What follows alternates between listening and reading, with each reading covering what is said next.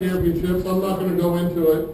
Kurt, first of all, thank you so much for being here. I really appreciate you being able to get here. I know your schedule is even more hectic than it's ever been in years past with rally coming up and everything.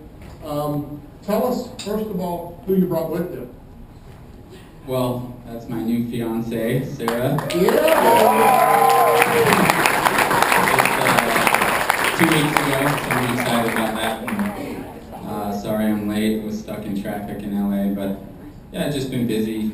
You know, it seems like every year it gets worse, even though I'm not doing as many races. I'm still gone and traveling, but I always try to make it to this event, and I'm glad I'm here. I'm glad they're still doing the Rich Caselli Trophy, and you know, I'm always excited to see who gets it every year. And I brought some stuff. KTM was nice enough to bring, give me some signed Dungey pants and Marvin Musquin, a hat signed by the whole team, Roxon, Musquin, and Dungey, and also some goggles signed by Dungey.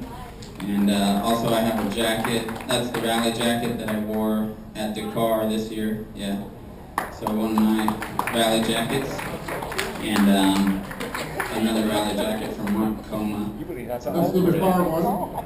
So yeah, just some different stuff. I try to grab what I can for everybody, but and that's the jacket you wore in Argentina? No, that's Mark Coma's jacket. Oh, that's Mark Coma's jacket. Okay.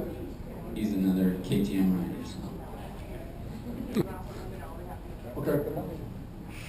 So Kurt, when do you leave for ISD?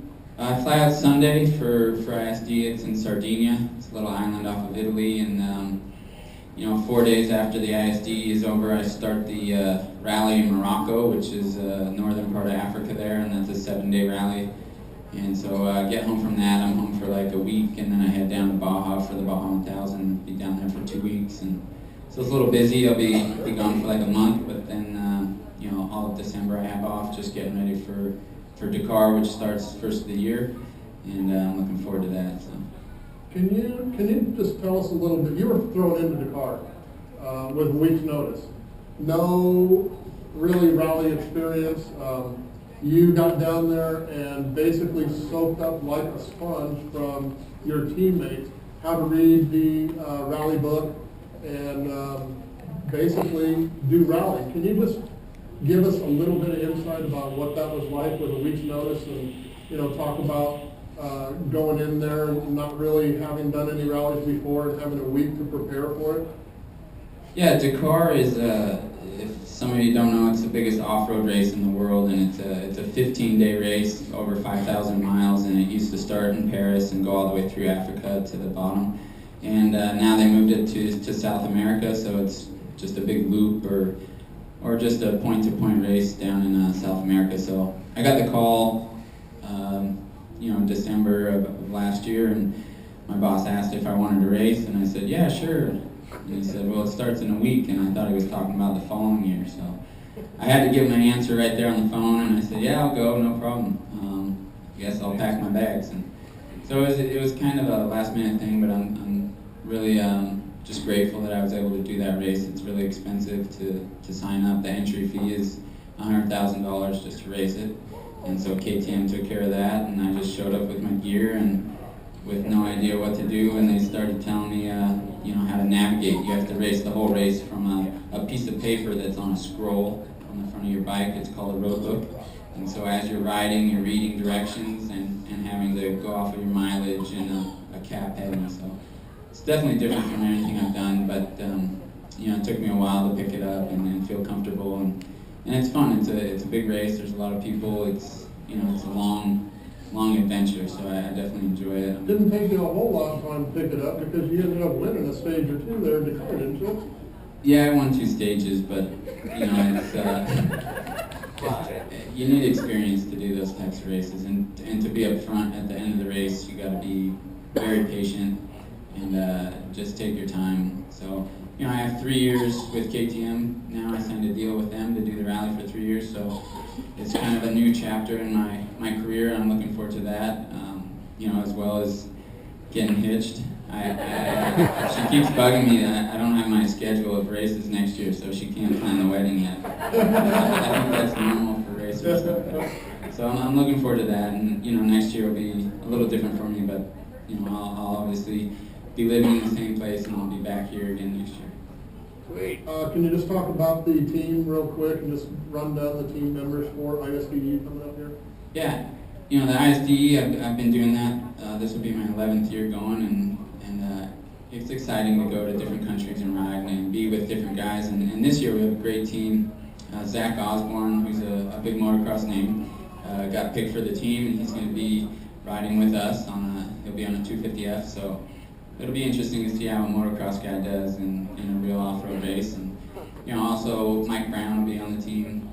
Taylor Robert, who's a Kawasaki rider, and Charlie Mullins, one of the GMCC guys, and Thad Duvall. So it's a good team. I'm glad to just be a part of it, and I think we can do really well this year. So it should be fun. Now, I want to ask you just because some people may not understand, Ryan Kudla. He's qualified to go to ISDE. A lot of people here in District 37 know him, and he's what's considered a club rider, correct? Yeah, Ryan qualified. He went to the qualifier in Idaho and was able to get on the club team, which is not.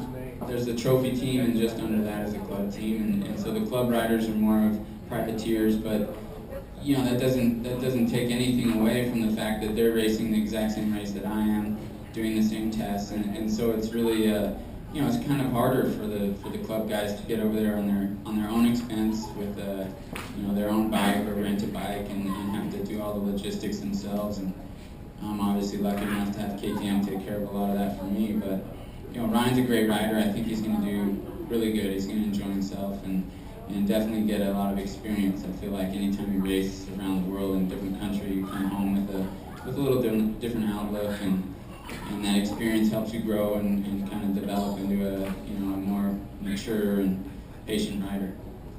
The reason I wanted to touch on club riders is that maybe a lot of people don't know about club riders and stuff. How many riders go and race, top teams from America, trophy teams from all the other countries, and then club riders? How many riders actually participate in ISDE? Usually the event has anywhere from 500 to 750 entries, and that's from over 40 different countries.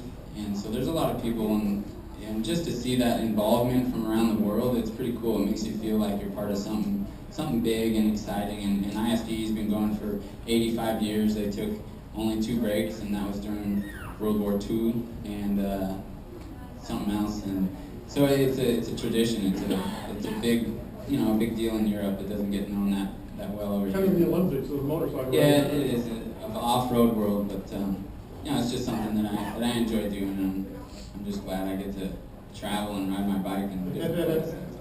And then just real quick, touch on your Baja team. Baja 1000 is coming up, and myself, Mike Brown, and also Ivan Ramirez. So it'll be just the 3 of us, and Kendall Norman. A lot of you guys know that name. He's on a KTM now, and he's actually going to be on the B team. We don't really call it A or B team. He's on a different bike, and he'll be riding with a different guy. And so, I think Kendall has great potential. I wish he would really put his head down and do some work. And I think he's still, he's still able to win championships and come out and ride really fast. So I'm glad he's on a KTM. It only helps us, and hopefully it'll help him out. And going into the Baja 1000 Team KTM has a win in Score off-road racing this year, did it not? No. Oh, I thought you guys won the 250. We got penalized. I don't really know. Hey, listen, they say the memory's the second thing to go. Can't remember what the first is. All right, so Kurt, thank you very much. We're going to get going with some awards here, and then we'll bring you back up to give out the biggest and most prestigious award of the night, the Rich Caselli Sportsman Award. Kurt, thank you so much for bringing the stuff that we're going to auction off. And of course, thank you for being here. And Sarah, congratulations for nabbing a really awesome dude.